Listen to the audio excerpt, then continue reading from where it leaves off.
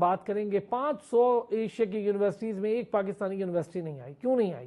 NAD university کیا کر رہی ہے پاکستان میں؟ جامعہ کراچی کیا کر رہی ہے؟ UET کیا کر رہی ہے؟ پنجاب کیا کر رہا ہے؟ بڑی بڑی یونیورسٹیز، قائد اعظم یونیورسٹی موجود ہے اور بہت ساری، غلام اسحاق خان میں نام لے سکتا ہوں کئی یونیورسٹیز کا. کیوں نہیں آئیں؟ کیا وجہ ہے؟ ہمارے پاس تعلیم بھی زبردست، بچے بھی شاندار، پھر بھی اسٹینڈرڈ آف ایجوکیشن کو دنیا مانتی نہیں ہے.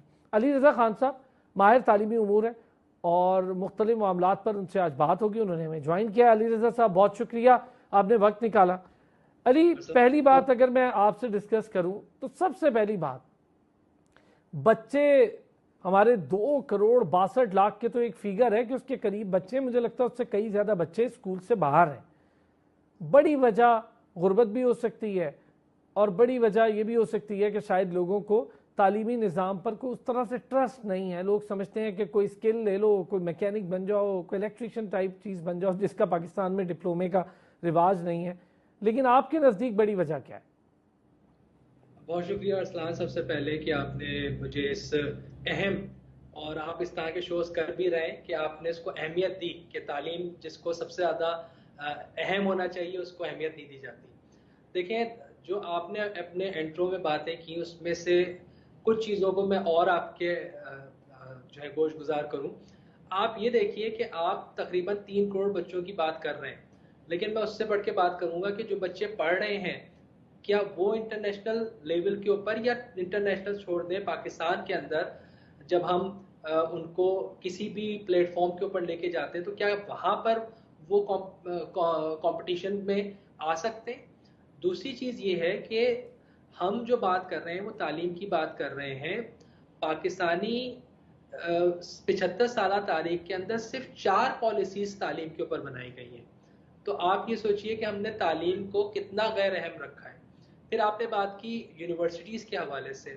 آپ بالکل صحیح کہہ رہے ہیں کہ پچھلے کچھ سالوں میں HSC نے اس کے اوپر کام کیا اور بہت سی یونیورسٹیز کو بند کیا، ورنہ ایسے ہی ہو گیا تھا کہ 2-4 کمروں کے اندر یونیورسٹیز بن گئی. دنیا میں میرا کچھ ایکسپیرینس رہا ہے مختلف ممالک میں یونیورسٹیز کو وزٹ کرنے کا، اسکولز کو وزٹ کرنے کا، تو سینکڑوں ایکڑ کے اوپر یونیورسٹیز موجود ہوتی ہیں، اسکولز موجود ہوتے ہیں. لیکن ہمارے یہاں بدقسمتی یہ ہے کہ حکومتی ادارے جو بھی ہیں، ان کے اسکولز دیکھیں، کالجز دیکھیں، یونیورسٹیز دیکھیں، ان کا رقبہ بہت بڑا ہے، لیکن پرابلم یہ ہے کہ وہاں پر اسٹوڈنٹ تعلیم نہیں حاصل کرنا چاہتے. اس کی وجہ یہ ہے کہ اساتذہ بھی ہیں موجود، فیسلٹیز نہیں ہیں. پھر ایک کلچر ایسا بن گیا ہے کہ جس کے اندر یہ کہا جاتا ہے کہ پرائیویٹ سیکٹر کے اندر اگر آپ پڑھتے ہیں تو آپ کی تعلیم بہتر ہوگی، گورنمنٹ سیکٹر میں آپ پڑھیں گے تو آپ کی تعلیم بہتر نہیں ہوگی. اور یہ سلسلہ اس طرح سے چلا کہ پہلے صرف اسکولز کے لیے یہ بات تھی، پھر یہ کالجز تک بات آئی، اور اب جو ہے وہ یونیورسٹیز تک بات پہنچ گئی. اگر آپ پچھلے 50 سال پیچھے جا کے دیکھیں تو پاکستان کے اندر جتنے بھی بڑے لوگ تھے انہوں نے نہ صرف پاکستان سے تعلیم حاصل کی بلکہ پاکستانی کے انہی گورنمنٹ اسکولوں سے، کالجز سے اور یونیورسٹیز سے انہوں نے تعلیم حاصل کی اور پھر دنیا میں اپنا نام کیا. لیکن اس وقت پرابلم یہ ہو گئی ہے ارسلان کہ آپ پاکستان سے تعلیم حاصل کریں، اس کے بعد دنیا میں آپ میڈیکل کر کے چلے جائیں، وہ کہتے ہیں جی فاؤنڈیشن کورس کریں، پہلے تو آپ ٹیکہ لگانا سیکھیں کہ کس طرح سے ٹیکہ لگے گا، پھر ہم آپ کو آگے بھیجیں گے.